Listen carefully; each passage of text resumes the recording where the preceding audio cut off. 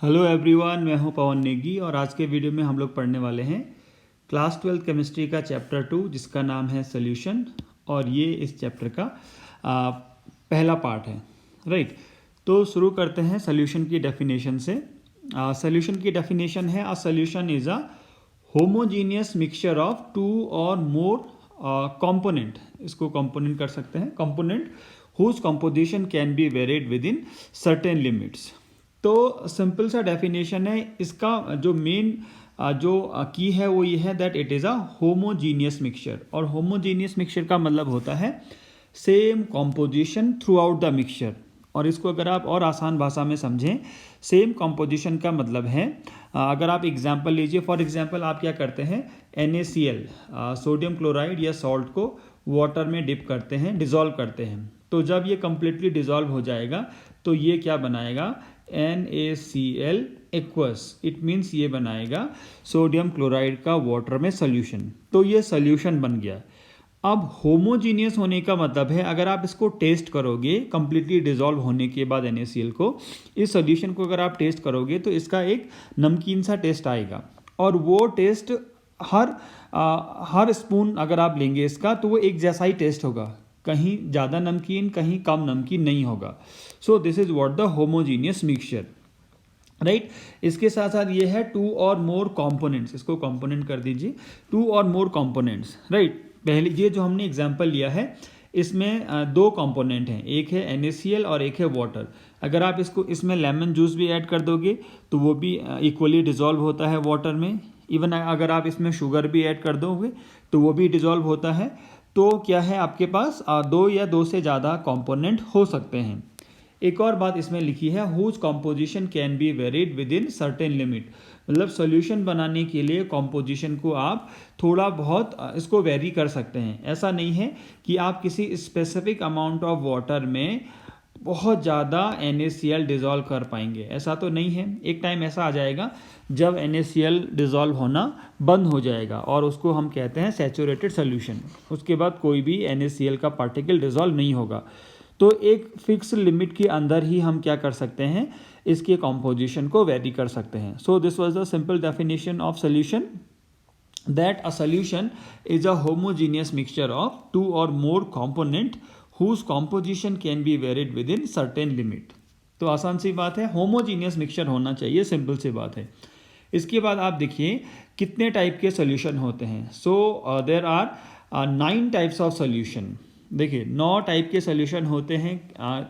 उसको अगर हम 3 ब्रॉड कैटेगरीज में डिवाइड करें, सो गैसियस सॉल्यूशन जिसमें गैस क्या करता है, सॉल्वेंट की तरह काम करता है। लिक्विड सॉल्यूशन जिसमें लिक्विड सॉल्वेंट की तरह काम करता है। और एक होता है सॉलिड सॉल्यूशन जिसमें सॉलिड क्या करता है, सॉल्वेंट की तरह काम करता है। तो सॉल्यूट क्या हो सकते हैं, सॉल्यूट हो सकते हैं गैस, लिक्विड और सॉलिड। ठीक हो जाएगा। एक और बात यहाँ पर ध्यान देने की है, सॉल्वेंट हम जनरली उसको कहते हैं जो ज़्यादा अमाउंट में प्रेजेंट होता है। Simple. So solute gas and solvent भी गैस। तो एयर इसका एक एग्जाम्पल है, तो इसका एग्जाम्पल हो जाएगा एयर। राइट, सॉल्यूट लिक्विड और सॉल्वेंट है गैस, तो इसका एग्जाम्पल है CHCl3। This is what the chloroform dissolve in nitrogen gas. ठीक है, तो ये एक एग्जाम्पल है सोल्यूशन का, गैसेस सोल्यूशन का। सॉलिड को आप गैस में डिसॉल्व करोगे तो भी एक सोल्यूशन बनेगा, होमोजीनियस सोल्यूशन अगर है तो। इसका एग्जाम्पल है कैम्फर इन N2।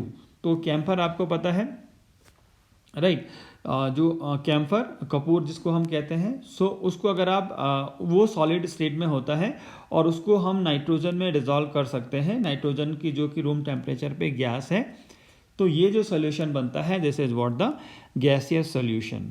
इसके बाद लिक्विड सोल्यूशन मीन्स जो सॉल्वेंट होंगे, जो सॉल्वेंट होगा वो लिक्विड होगा। तो गैस को लिक्विड में डिसॉल्व कर दो। बहुत सारे एग्जांपल हमारे पास हैं, oxygen in H2O, carbon dioxide in H2O, और भी कई सारी गैसेज वाटर में सॉल्युबल होती हैं।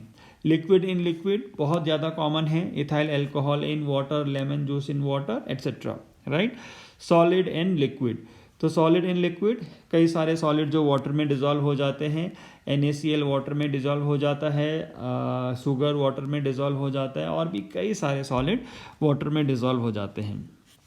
इसके बाद जो तीसरा कैटेगरी है वो है सॉलिड सॉल्यूशन, मतलब यहाँ पर जो सॉल्वेंट होगा वो सॉलिड होगा, राइट। तो गैस इन सॉलिड, तो gas in solid, hydrogen in palladium, और इसको हम यूज़ करते हैं in the reduction of alkene to alkane. ऐसा कई बार आपने ऑर्गेनिक केमिस्ट्री में देखा भी होगा, CH2 double bond CH2, this is ethene plus hydrogen in presence of palladium, ये आपको दे देता है CH3CH3, right. Liquid in solid, तो लिक्विड इन सॉलिड ये है सोडियम एमेल्गम। सोडियम एमेल्गम का मतलब है जो मरकरी है वो सोडियम में डिसॉल्व की गई है, और आपको पता है जो मरकरी है that is liquid at room temperature and sodium is a solid at room temperature. इसके बाद है सॉलिड इन सॉलिड, तो ये बेसिकली एलॉय आप इनको कह सकते हैं। सो कॉपर इन गोल्ड, जो ज़्यादातर गोल्ड ज्वेलरी वगैरह बनाने में यूज होता है तो उसमें कॉपर मिक्स होती है, so copper in gold, right. So these are the 9 types of solution with their specific example. तो ब्रॉडली हमने 3 कैटेगरी में डिवाइड किया सोल्यूशंस को, gases solution in which gases are the solvent, right, liquid solution in which liquid are the solvent, and solid solution in which solid are the solvents. तो इसके बाद हम आगे बढ़ते हैं, कुछ और चीज़ें इसमें देखते हैं। यूनिट्स ऑफ कॉन्सेंट्रेशन, राइट, ये हमने क्लास 11 में भी पढ़ा है। यूनिट ऑफ कॉन्सेंट्रेशन, तो कॉन्सेंट्रेशन क्या है आपके पास? कॉन्सेंट्रेशन होता है amount of solute present in given amount of solution, given amount of solution और सॉल्वेंट, राइट। तो इसको हम कहते हैं कॉन्सेंट्रेशन। अब कॉन्सेंट्रेशन को एक्सप्रेस करने के कई सारे तरीके हैं, उसमें से जो नंबर 1 है ये है मास परसेंटेज, राइट। इसको हम कहते हैं वेट बाय वेट या मास बाय मास। तो देखिए, मान लीजिए आपके पास 2 कंपोनेंट हैं, ये सब हमने 11th में पढ़ा है, थोड़ा बहुत हम रिवीजन कर लेते हैं। Suppose we have 2 components A and B, right. इसमें जो A का मास है वो है मान लीजिए WA, B का जो मास है वो है WB। तो अगर आपको A का मास परसेंटेज चाहिए, सो मास परसेंटेज ऑफ A क्या हो जाएगा? फॉर्मूला आपके पास लिखा है, A का सोल्यूशन में कितना मास है WA डिवाइडेड बाय सारे जो कंपोनेंट हैं, मान लीजिए हमारे पास 2 कंपोनेंट हैं तो उनका कितना मास है इंटू 100। तो क्योंकि ये परसेंटेज में है और ये हमको देता है पर 100 ग्राम में कितना मास है A का। ऐसे अगर मुझे B का मास परसेंटेज निकालना है तो ये हो जाएगा WB by WA plus WB into 100, right. तो इस तरीके से हम निकाल सकते हैं, और अगर आप दोनों के मास परसेंटेज को ऐड करोगे तो ये 100 आएगा, क्योंकि हम क्या कर रहे हैं, पर 100 ग्राम में निकाल रहे हैं किसका मास परसेंटेज कितना है, A का कितना है, B का कितना है। इन द सेम वे अगर आप मास की जगह में वॉल्यूम लिख दोगे तो हो जाएगा वॉल्यूम परसेंटेज। सिंपल फॉर्मूला वही हो जाएगा, केवल क्या हो जाएगा, मास की जगह में वॉल्यूम आ जाता है, और वहाँ हमने पर 100 ग्राम में देखा था, हियर इट इज़ इन पर 100 ml। ये सब हमने पहले पढ़ा है। तीसरा जो कॉन्सेंट्रेशन का यूनिट है वो है पार्ट्स पर मिलियन। आपको पता है per million 1 million is equal to 10 lakhs and this is equal to 10 power 6, ठीक हो जाएगा।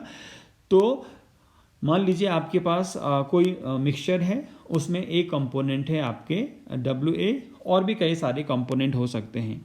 तो उस पूरे मिक्सचर में ppm ऑफ A कितना होगा? सो ppm ऑफ A इज, ये ऑलमोस्ट वैसा ही है जैसा मास परसेंटेज है, केवल अंतर कितना है, मास परसेंटेज में हम 100 ग्राम में देखते हैं और यहाँ पर हम 1 मिलियन में देखते हैं, right.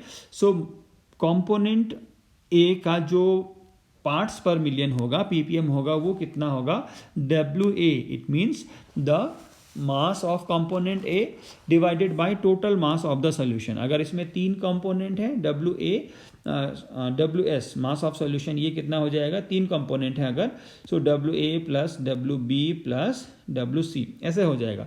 If there are only 2 component तो ये हो जाएगा WA plus WB, right. So almost वैसा ही है। So ppm of A is equal to WA by WS into 10 power 6, right.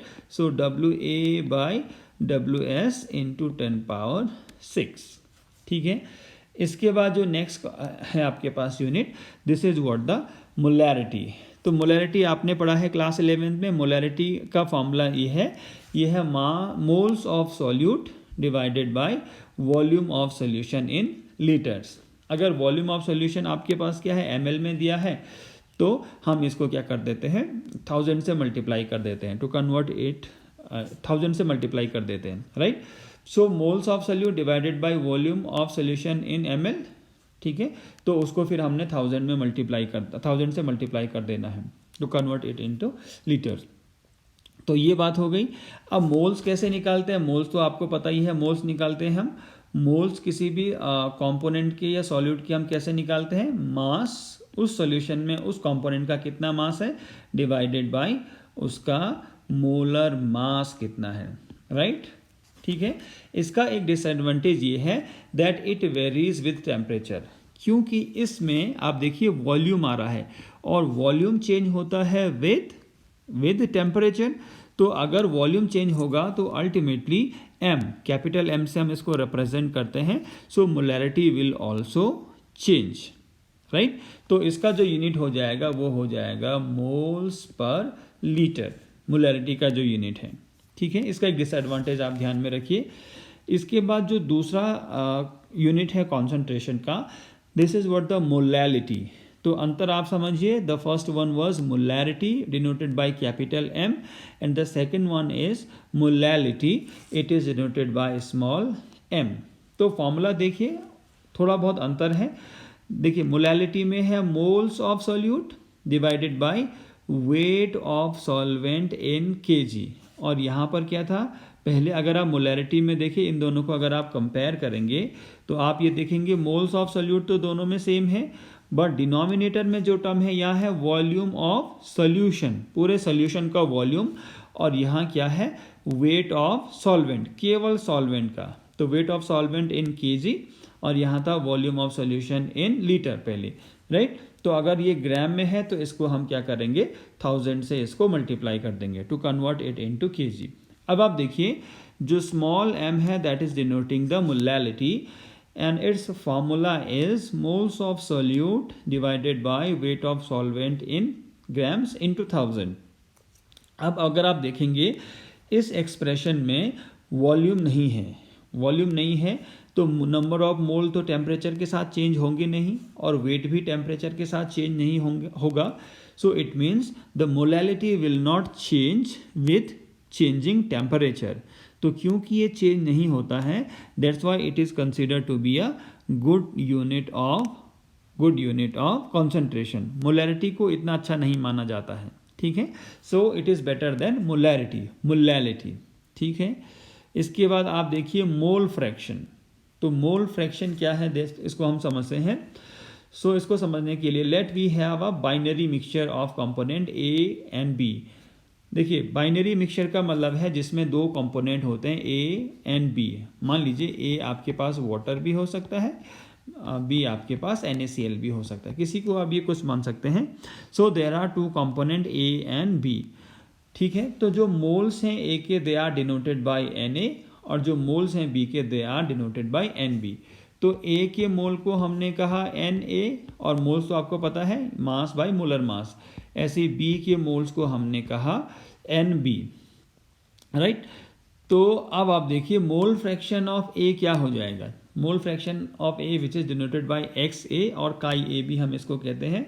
So mole fraction of A का मतलब है number of moles of A के कितने मोल हैं that is Na, and number of total moles. तो Na के कितने total moles में Na और Nb दोनों के मोल्स को हम ऐड कर देंगे।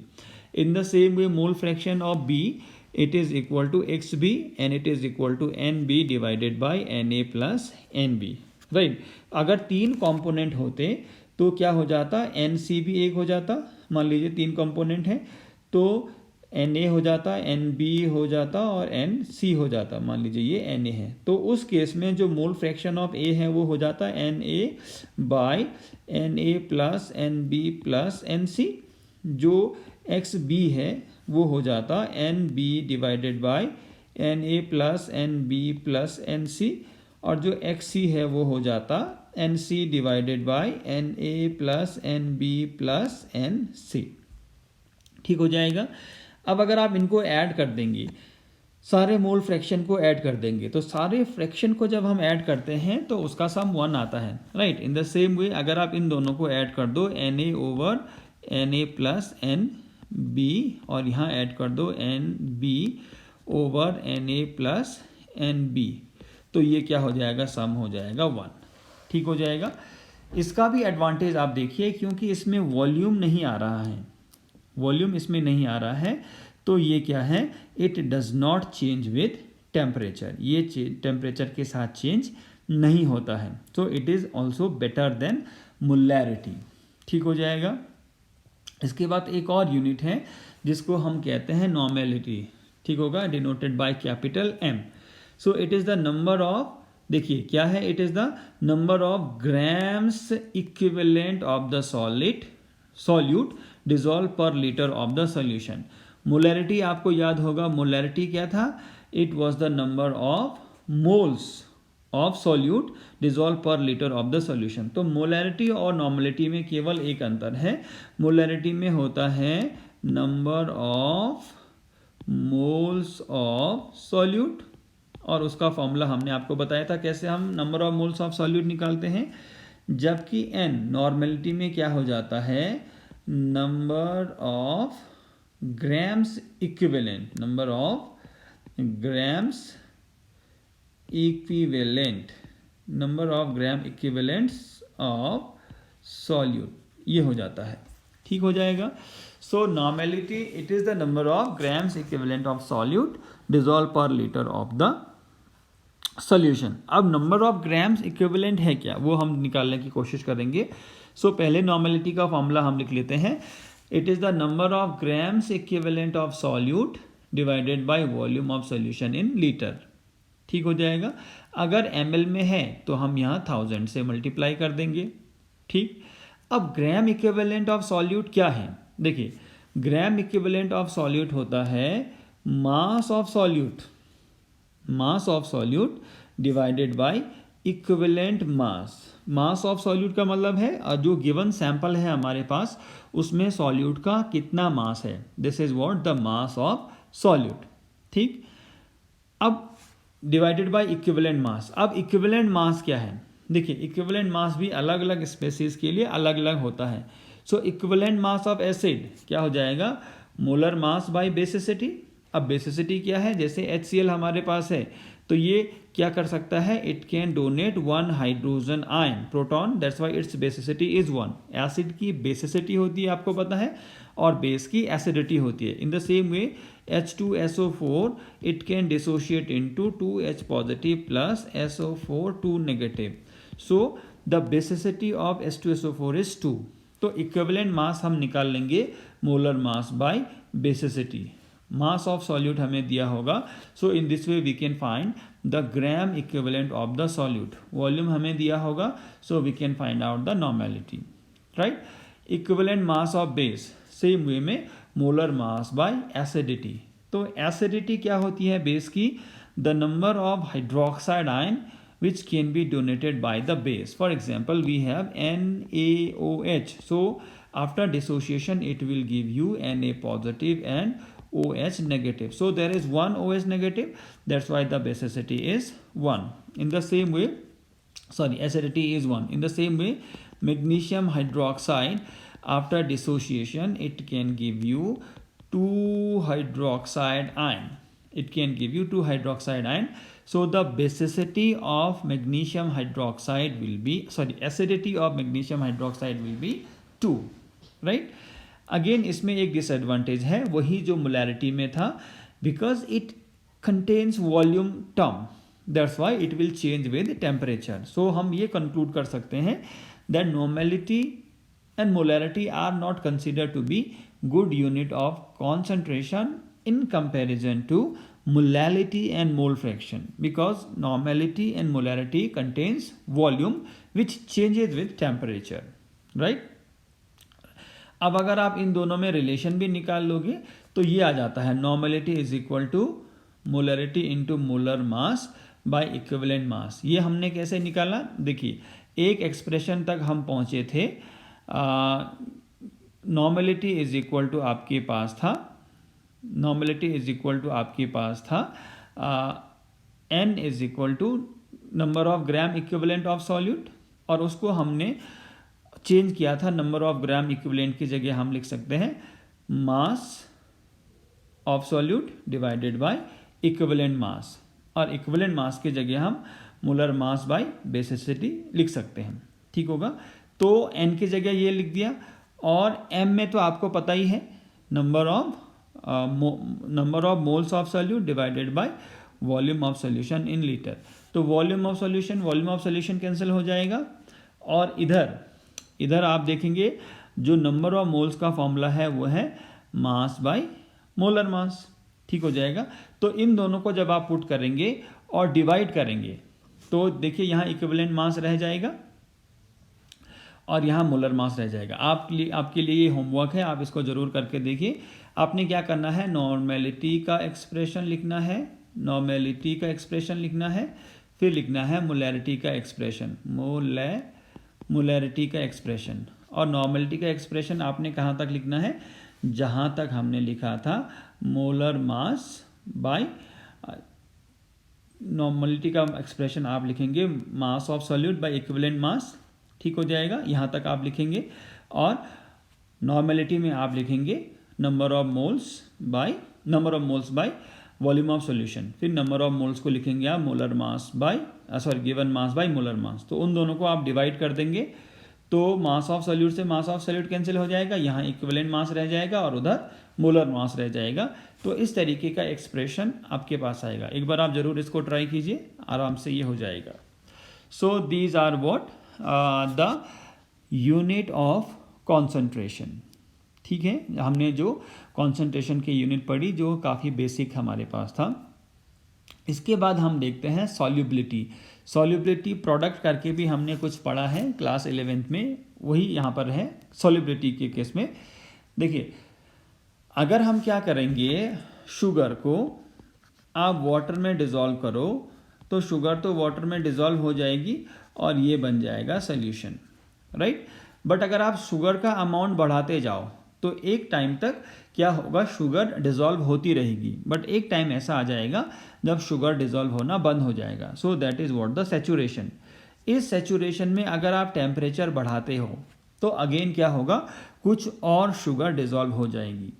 तो ऐसे में कहना मुश्किल हो जाएगा कि कितनी शुगर वाटर में डिज़ोल्व हो सकती है, और इनकेस अगर आप वाटर का भी अमाउंट बढ़ाओ तो और शुगर बढ़ती जाएगी और शुगर डिज़ोल्व होती जाएगी। तो ये कहना बड़ा मुश्किल हो जाएगा कि कितनी शुगर कितनी शुगर वाटर में डिज़ोल्व होती है, राइट।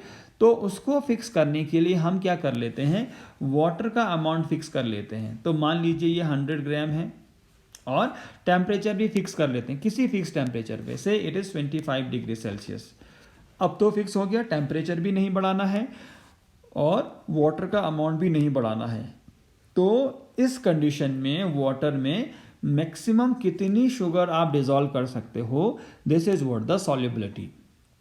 इस कंडीशन में मतलब हमने दो चीज़ें फिक्स कर दी हैं, one is the amount of solvent and the second one is the temperature. So we have fix two things.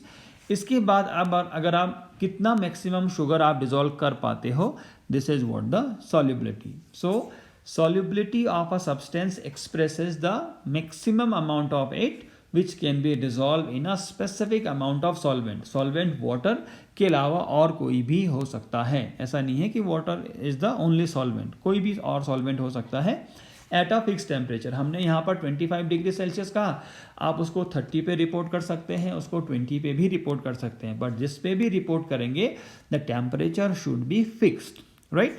So solubility is the solubility of a substance expresses the maximum amount of it which can be dissolved in a specific amount of solvent at a fixed temperature. I hope आपको ये समझ में आया होगा। अब देखिए हम थोड़ा समझते हैं how solids dissolve in liquid। कभी आपने शुगर को वाटर में डिज़ोल्व करके देखा होगा या सॉल्ट को वाटर में डिज़ोल्व करके देखा होगा। तो बेसिकली जब हम सॉल्यूट को सॉल्वेंट में डिसॉल्व करते हैं और सॉल्यूशन बनाते हैं तो यहाँ पर दो प्रोसेस ऑपोजिट डायरेक्शन में चल रही हैं. So what are those process? Number 1 is dissolution, मतलब जो डिसॉल्व होने का जो प्रोसेस है, this is what the dissolution. और एक इसका ऑपोजिट प्रोसेस है जिसको हम कहते हैं क्रिस्टलाइजेशन.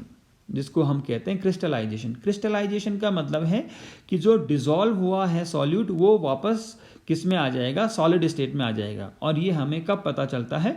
जब सॉल्यूशन हमारा सैचुरेटेड हो जाता है. सैचुरेट होने के बाद आप देखिए जितना भी अमाउंट ऑफ सॉल्यूट आप डालेंगे एग्जैक्टली उतना ही आपको किस में दिखाई देगा? सॉलिड स्टेट में दिखाई देगा. So this is due to the crystallization. So there are two opposite processes. वो दो ऑपोजिट प्रोसेस क्या है?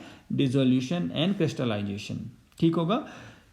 जब तक डिसोल्यूशन क्रिस्टलाइजेशन से ज़्यादा है, मतलब और ज़्यादा सॉल्यूट क्या हो सकता है? सॉल्वेंट में डिसॉल्व होकर सॉल्यूशन बना सकता है. तो उस कंडीशन को हम कहते हैं अनसैचुरेटेड सॉल्यूशन.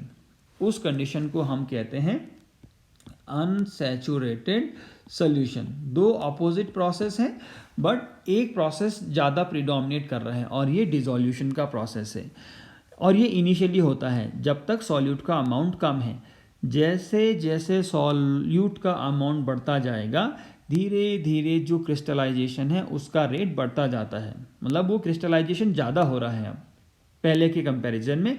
और एक टाइम ऐसा आ जाएगा when these two rates become equal. इसको हम कहते हैं इक्विलिब्रियम. आपको पता है इक्विलिब्रियम क्या है? क्लास 11 में हम लोग पढ़ चुके हैं. सो इक्विलिब्रियम में दोनों रेट फॉरवर्ड और बैकवर्ड रिएक्शन का रेट बराबर हो जाता है. And in this case the forward reaction is dissolution, process is dissolution and the backward process is crystallization. तो जब ये दोनों चीज़ें हो गई तो इसी को हम कहते हैं सैचुरेटेड सॉल्यूशन. अब कोई भी और सॉल्यूट क्या नहीं होगा? वाटर में डिसॉल्व नहीं होगा. राइट. तो आई होप आपको ये समझ में आया होगा. अब कोई भी सॉलिड है उसकी लिक्विड में सॉल्युबिलिटी कई सारे फैक्टर्स पे डिपेंड करती है. वो लिक्विड में सॉल्युबल है या नहीं है या कितना है, तो वो कई सारे फैक्टर्स पे डिपेंड करती है. तो जो पहला फैक्टर है वो है nature of solute and solvent. और आपको ये पता है लाइक डिसॉल्व्स लाइक का प्रिंसिपल. इसमें हम क्या कहते हैं कि एक जैसे जो सॉल्यूट और सॉल्वेंट है वो आपस में मिक्स हो जाते हैं या सॉल्यूट सॉल्वेंट में डिसॉल्व हो जाता है. जैसे NaCl क्या हो जाता है? वाटर में डिसॉल्व हो जाता है. क्योंकि NaCl क्या है? आयनिक है. और वाटर भी कैसा है? पोलर. इसमें भी प्लस माइनस चार्ज होते हैं, इसमें भी प्लस माइनस चार्ज होते हैं, ऑल्दो दे आर पार्शियल.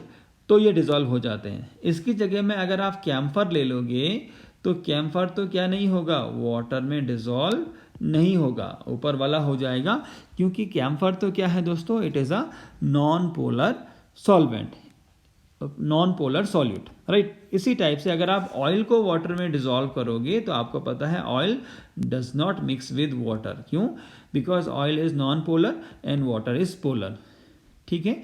तो पोलर सॉल्यूट पोलर सॉल्वेंट में डिसॉल्व होगा और नॉन पोलर जो सॉल्यूट है that will dissolve in non polar solvent. ठीक है. ये बड़ा आसान सा फैक्टर था. दूसरा फैक्टर है टेम्परेचर. तो टेम्परेचर पे कैसे डिपेंड करता है? देखिए इफेक्ट ऑफ टेम्परेचर. तो टेम्परेचर पे डिपेंड कैसे करता है उसके लिए हमें देखना पड़ेगा whether the process is endothermic और द प्रोसेस इज एक्सोथर्मिक. ये भी हमने पढ़ा है ली-चैटेलियर्स प्रिंसिपल में. देखिए अगर डिसोल्यूशन प्रोसेस क्या है? एंडोथर्मिक है. डिसोल्यूशन प्रोसेस एंडोथर्मिक होने का मतलब है अगर मैं सॉल्यूट को सॉल्वेंट में ऐड कर रहा हूँ और ये जो प्रोसेस है ये एंडोथर्मिक है, मतलब ये सराउंडिंग से हीट ले रहा है. राइट. तो इसका क्या मतलब होगा? The equilibrium will shift in that direction. अगर हम चेंज करेंगे कंडीशंस को in which the heat is absorb. तो हीट एब्जॉर्ब कहाँ हो रही है? फॉरवर्ड डायरेक्शन में. मतलब ये ज़्यादा सॉल्युबल होगा. सिंपल सा ली-चैटेलियर्स प्रिंसिपल का एप्लीकेशन है जो हमने क्लास 11 में पढ़ा था. Right. So if the dissolution process is endothermic then solubility will increase with increasing temperature. Right. दूसरा जो है इसका ऑपोजिट है. If the dissolution process is exothermic then the solubility decreases with increasing temperature. इसका उल्टा हो जाता है. ठीक होगा. तो हमें केवल ये देखना होगा कि सॉल्यूट को अगर मैं सॉल्वेंट में डिसॉल्व करता हूँ तो ये प्रोसेस कैसा है, एंडोथर्मिक है या एक्सोथर्मिक है, राइट, एंडोथर्मिक है या एक्सोथर्मिक है। If the process is endothermic तो सॉल्युबिलिटी टेम्परेचर बढ़ाने से इंक्रीज होती है, and if the process is exothermic तो सॉल्युबिलिटी टेम्परेचर बढ़ाने से कम होती है। सिंपल सा बात है, राइट। तीसरा जो एक और स्पेसिफिक केस इसमें आता है कि कुछ जो सॉलिड्स हैं they show irregular behaviour with increasing temperature. Irregular behaviour का मतलब है, हो सकता है इनिशियली टेम्परेचर बढ़ाने से उनकी सॉल्युबिलिटी बढ़ती है और बाद में घट जाती है, राइट। इसका ऑपोजिट भी ट्रू हो सकता है। तो ऐसा क्यों होता है? ऐसा इसलिए होता है because with the increase of temperature the solids show transition from one form to another form. ऐसा इसलिए होता है दोस्तों क्योंकि टेम्परेचर बढ़ाने से जो सॉल्युबिलिटी है, जो सॉलिड है वो ट्रांजिशन शो करता है, एंड ट्रांजिशन का मतलब होता है change in form, right, from one form to another, ये मतलब है।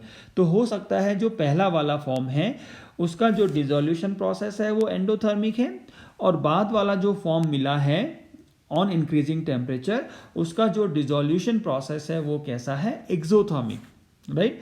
तो ऑब्वियस सी बात है, तो क्या होगा, this type of solid will show irregular behaviour, right. तो ग्राफिकल रिप्रेजेंटेशन आप देखिए, ये कुछ सॉलिड आपको दिखाई दे रहे हैं जिनका क्या हो रहा है, टेम्परेचर बढ़ाने से कुछ का सॉल्युबिलिटी बढ़ रहा है। देखिए इसमें हमने क्या किया है, on this scale we are plotting the solubility, और यहाँ पर जो एक्स एक्सिस है वहाँ टेम्परेचर।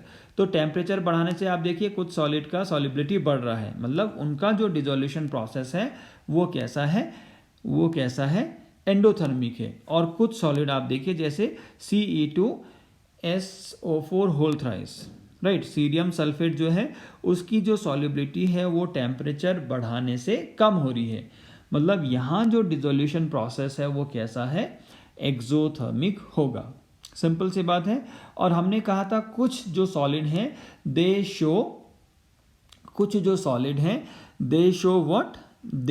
Show irregular behaviour. तो इरेगुलर बिहेवियर वो क्यों शो करते हैं, because they show transition from one form to another form. अब एक एग्जाम्पल हम ले लेते हैं, यहाँ आप देखिए this is sodium sulphate decahydrate, sodium sulphate Na2SO4 decahydrate क्यों कह रहे हैं, because there are 10 water molecule, right. अब आप देखिए टेम्परेचर बढ़ाने पर इनिशियली क्या हो रहा है, सॉल्युबिलिटी बढ़ रही है, मतलब यहाँ जो प्रोसेस था वो कैसा था, डिसोल्यूशन प्रोसेस एंडोथर्मिक था। और ये जो पॉइंट है, ये जो टेम्परेचर है, टेम्परेचर कितना है ये 32.8, यहाँ पर क्या हो रहा है, ट्रांजिशन हो रहा है, एंड ट्रांजिशन होने का मतलब है there a change of form. तो दूसरा जो फॉर्म बन रहा है वो है एनहाइड्रेट। एनहाइड्रेट का मतलब है इसमें से वाटर के मॉलिक्यूल निकल जाएंगे, तो एनहाइड्रेट का फॉर्मूला केवल रह जाएगा Na2SO4, और जो डेकाहाइड्रेट है उसका फॉर्मूला है दोस्तों Na2SO4 10H2O, ये है, राइट। तो इरेगुलर बिहेवियर भी कुछ सॉलिड शो कर सकते हैं, तो उसका रीजन क्या है, that there is transition from one form to another, simple. इसके बाद जो अगला फैक्टर है that is what, the effect of pressure. Effect of pressure हम कैसे देखेंगे, देखिए प्रेशर बढ़ाने से क्या सॉलिड कंप्रेस होते हैं, आपको पता है नहीं। क्या लिक्विड कंप्रेस होते हैं, आपको पता है नहीं, right. So effect of pressure का solubility of solid in liquids पे कोई फर्क नहीं पड़ता है, बिकॉज दे आर इनकम्प्रेसिबल। ना तो लिक्विड कंप्रेसिबल होता है, ना ही सॉलिड कंप्रेसिबल होते हैं, राइट।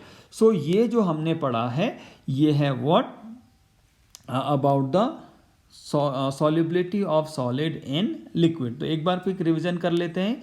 हमने देखा solubility of solid in liquid किन किन फैक्टर पे डिपेंड करता है, nature of solute and solvent, effect of temperature, और इसके साथ साथ प्रेशर पे तो डिपेंड नहीं करता है, राइट। इससे पहले हमने डिस्कस किया था अबाउट द कॉन्सेंट्रेशन की यूनिट, और उसमें हमने देखा था कि जो मोलैरिटी और जो नॉर्मेलिटी हैं they are not consider to be good unit of concentration, क्योंकि वो क्या हो जाते हैं, चेंज हो जाते हैं ऑन इंक्रीजिंग टेम्परेचर, ठीक है दोस्तों।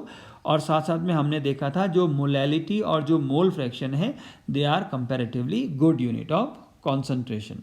ठीक हो जाएगा। और हमने देखा there are 9 types of solution depending upon what is the solvent being used. If the solvent is gas, so it is called gaseous solution. If the solvent is liquid, it is called liquid solution. And if the solvent is solid, it is called solid solution. और सबसे पहले हमने देखा था what is solution. तो solution हमने कहा था it is a homogeneous mixture of 2 or more component whose composition can be varied within certain limit. मतलब कंपोजिशन कैसा होना चाहिए, होमोजीनियस। अगर होमोजीनियस नहीं है तो उसको हम सॉल्यूशन नहीं कहते हैं। That may be a suspension और that may be a colloid. उसको हम आगे वाले चैप्टर में कवर करेंगे, right. So this was all about the part 1 of the solution. तो आई होप आपको समझ में आई होगी बातें, और इनकेस नहीं आई हैं तो आप कमेंट कर सकते हैं।